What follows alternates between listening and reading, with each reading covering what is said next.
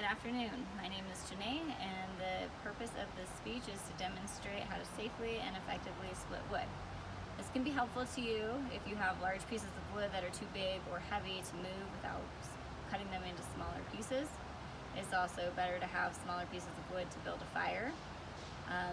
Using an axe and a wedge is more cost effective and safer than using power tools if you are new to splitting wood, and is also good exercise and helpful skill to have if you live in a cold environment where you need to build fire for survival.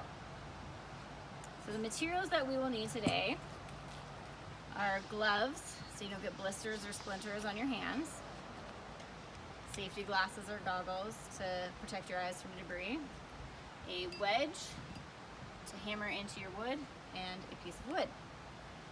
So first thing we need to do is make sure that we have a safe workspace, which is a big enough area to be able to swing an axe without hitting anything or anybody, and a flat space so that the wood doesn't move and you're stable when you're swinging the axe. So now we're going to put on our gloves.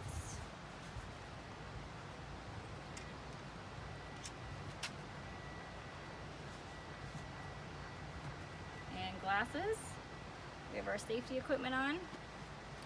And we're going to take our wedge and hammer it into our wood using the flat part of our axe. So that way it's standing straight up, not leaning to one side or the other. And it stands on its own. Now my piece is a little bit to the side, so I'm going to take it out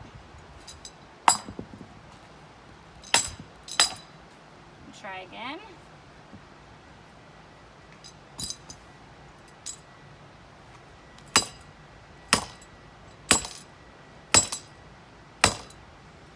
Now it's standing straight up on its own in the wood.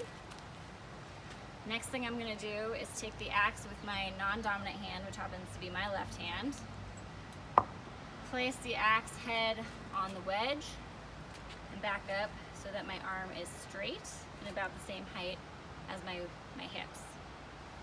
I will take my dominant hand and reach above my non-dominant hand so my hands are about shoulder width apart.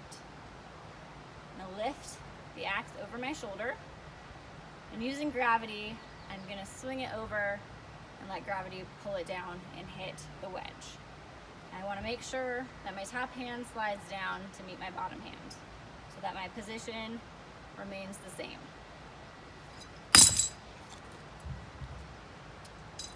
And then I will find my hand placement again, lift it over my shoulder, and hit the wedge.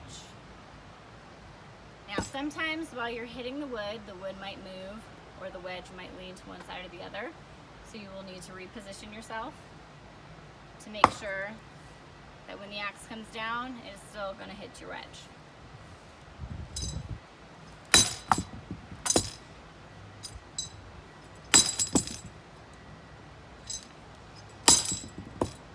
And my wedge has moved a little bit, so I'm going to reposition. Find my correct placement and hand positions again.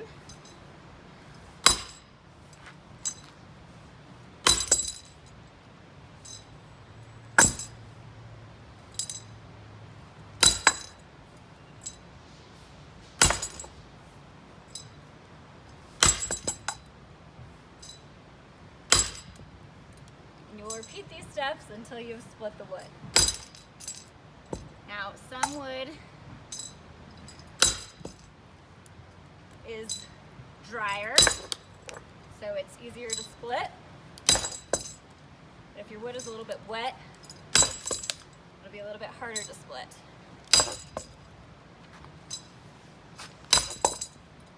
As we can see, the wood is starting to crack.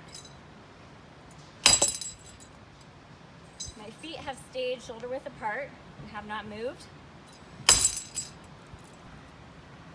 At this point, flip the wood